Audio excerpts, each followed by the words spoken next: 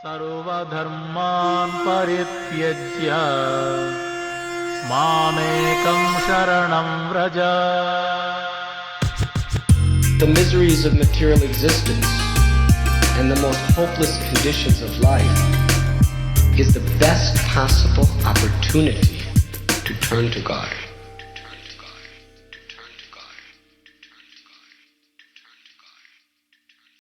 You're listening to Bare Knuckle Bhakti Shorties on the Bhakti Recovery Podcast with Jiva G, coming at you every Monday with a little spiritual something. Well, good morning, good evening, good afternoon, wherever you guys are. I'm going to do this a little different this time. I'm inspired to share, and I'm outside just walking. So, what's been going through my head this week is approaching people or having interactions with people who, most of us are, either 20 years, 30, 40, 50 years of a certain way of thinking, a certain way of conditioning, and we're all involved in our own things. And then we come together and everyone tries to work it out. The more attached we are to our conditioning, the more, the harder it gets actually to have healthy interactions with people. So, so that's, there's a construction site here. Sorry if you guys are listening to this. So, if we think that we have the power in here, listen up, codependents, listen up, adult children, listen up, lovers of love. If we think that within a few days of a relationship, friendship, meeting, wherever it is, that we can get to know somebody, or we can get to really know who they are, or how they tick, let alone change them, or the other way around. When we enter an interaction, whether that's going to be a friendship, a coworker, a lover, whatever it is, when we enter into that, we enter into a lifetime, and actually more lifetimes of conditioning. So we don't only have the lifetime now of conditioning, we have the lifetimes before that of conditioning. And sometimes we scratch our head and say, how could somebody be like that? So this is the key. The key is to be acceptant and to be tolerant, but also not to let them mow over you, because we're also conditioned. Jesus.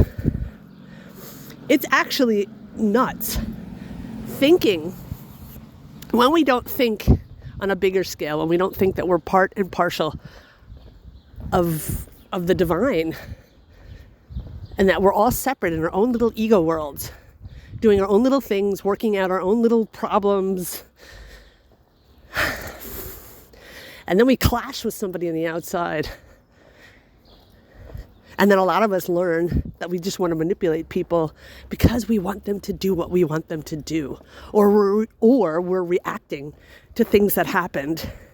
And we're playing that play over and over again in our heads, just with a different person. And you can just take that person out of the play and put another actor into the play.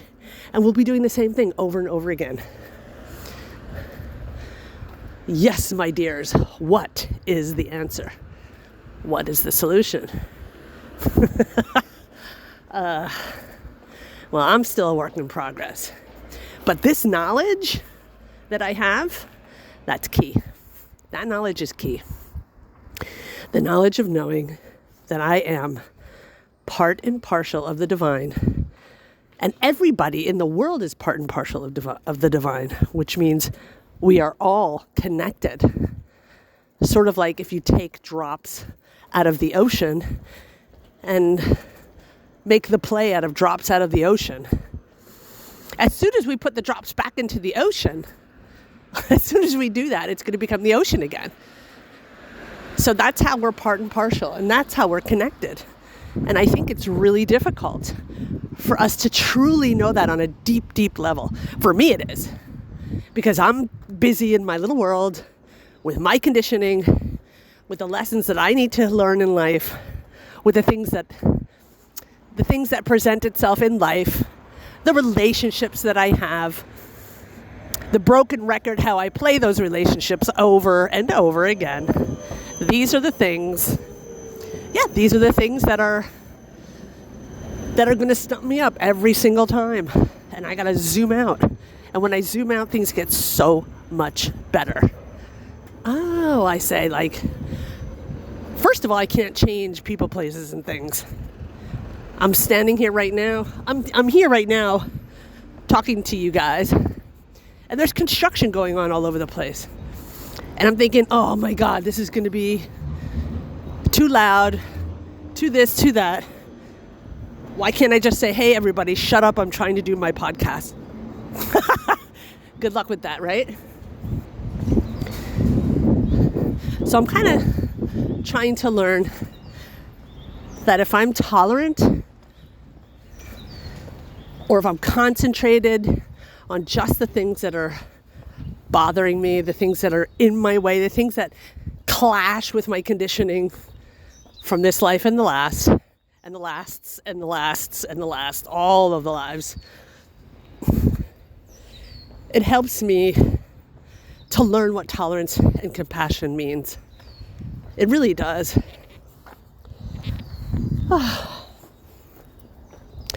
So I'm in Berlin now, guys. I was visiting my daughter, my son, my grandson. Freudian slip there. And her husband, my daughter's husband. And they have their conditionings, I have my conditionings. I can't change people, places, and things. And it's a really good lesson. You know, they do things differently than I do. Hi, good morning. They do different things than I do. And the way they do it is different than I do. And I do things different than they do. And it depends really on how tolerant we are with each other and how loving and compassionate we are with each other. You know, just in this life, I have been gifted the gift that my daughter is also in the program. She's also a recovering addict. And at the time when she was using, I was clean. It didn't feel like a gift. It felt like the biggest pain that I've ever experienced. Watching your daughter do exactly the same thing you did, knowing exactly what that entails. The life of a heroin addict is anything but savory. And being at home, not hearing from her for days, in complete fear of what can happen, what's going to happen, and learning to let go of it in a healthy way, and learning how to develop boundaries, you know, and getting through the guilt of what I did, and all of that was mixed, and it's all intertwined because of my attachments to my resentments about my own mother, and it becomes so sticky and so complicated for the self-reflective person who self-reflects on a lot of negative things. And that becomes, it becomes sticky and becomes complicated. And, you know, the expression, you got to walk, you know, when you walk 10 miles into the woods, you got to walk 10 miles out. Well, the good news with those situations is that I walked 10 miles into the woods alone, but I don't have to walk out alone. And that's the good news. I have a program that I followed to the best of my ability. I stayed clean and sober by the grace of God and by no other grace. And I got through it. And now it's almost 4 years later. She's clean. She's sober. She goes to the program. And we're able to have conversations based on the program, based on self-reflection, based on responsibility of the self, without blame. I was going to say shame, but I still have some of that going on. And, excuse me, the garbage truck is going by. And that's a hard one. It's just a hard one. You know, after losing my daughter, custody of her at the time when she was 3.5 years old,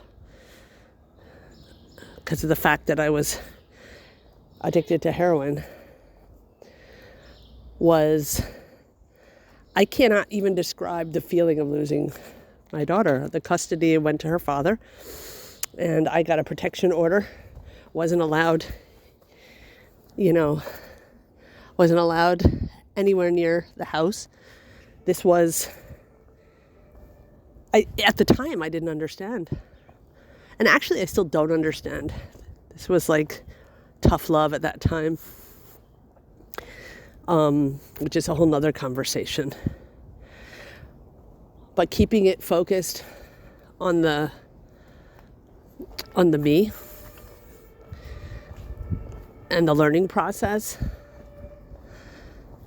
having that can either make or break you. And when that happened, it first broke me, and then it took a couple of months, and then it gave me all incentive to move forward, to see what my life has become.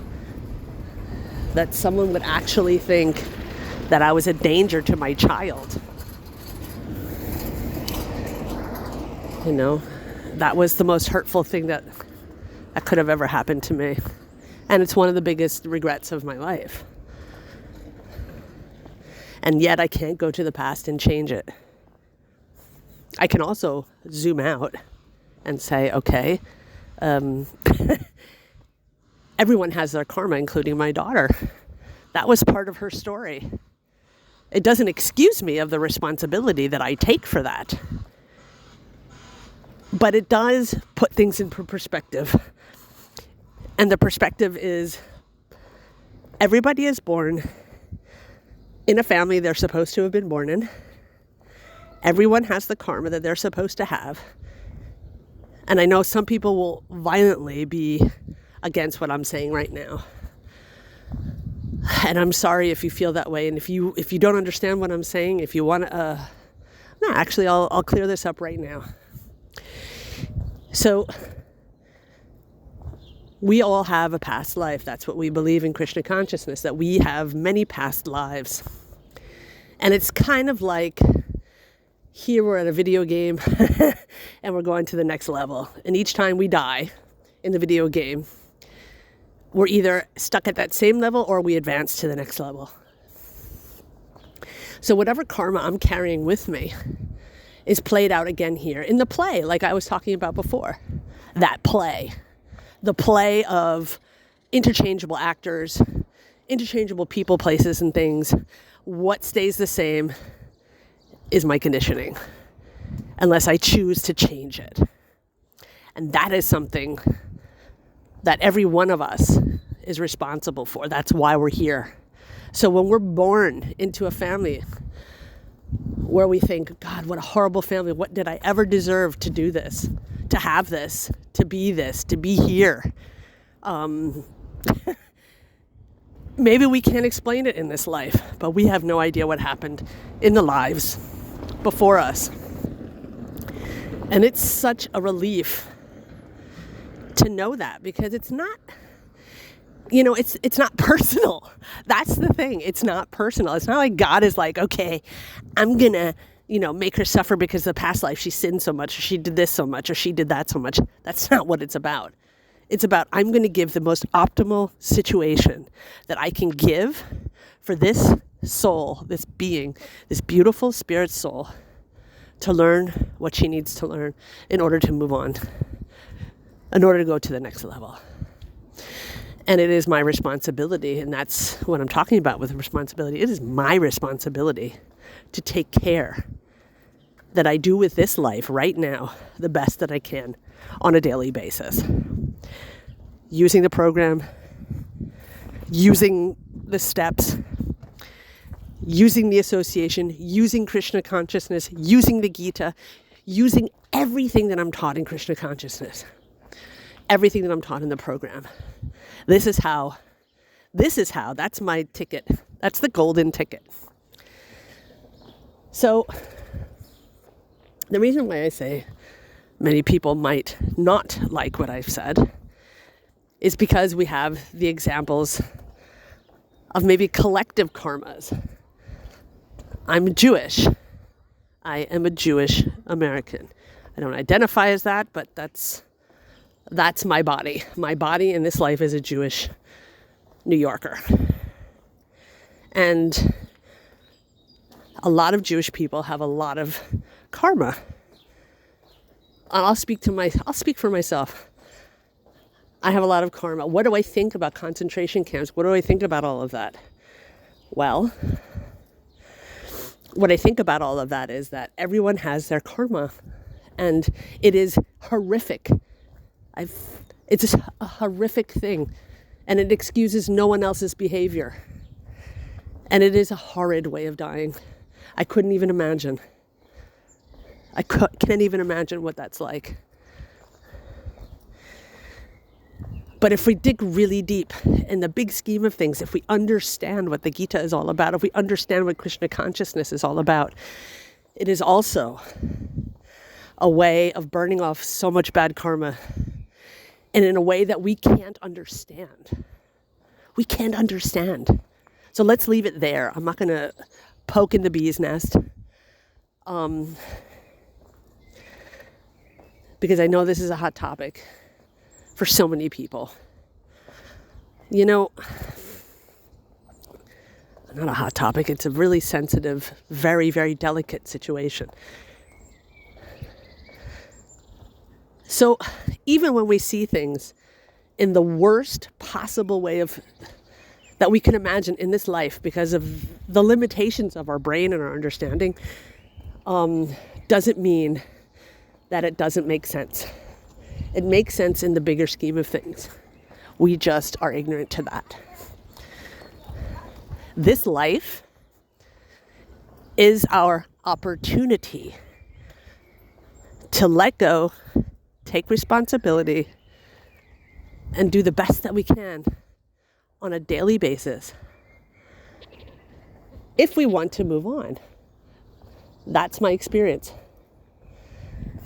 Anyway, I'm entering a graveyard now, which is a very beautiful place, very quiet. Maybe I should have done it here, but I was inspired to do it on my walk. Anyway, people, be well, be blessed, be safe, be loved, and don't be bewildered. I just made that up. Anyway, love you all. Haribo. Thanks for listening. I hope you liked the Monday Shorties. Don't forget to check out our full-length episodes on Thursdays. If you like what you heard, spread the word. Peace out. सर्वधर्मान् परित्यज्य मामेकं शरणं Vraj. The miseries of material existence and the most hopeless conditions of life is the best possible opportunity to turn to God.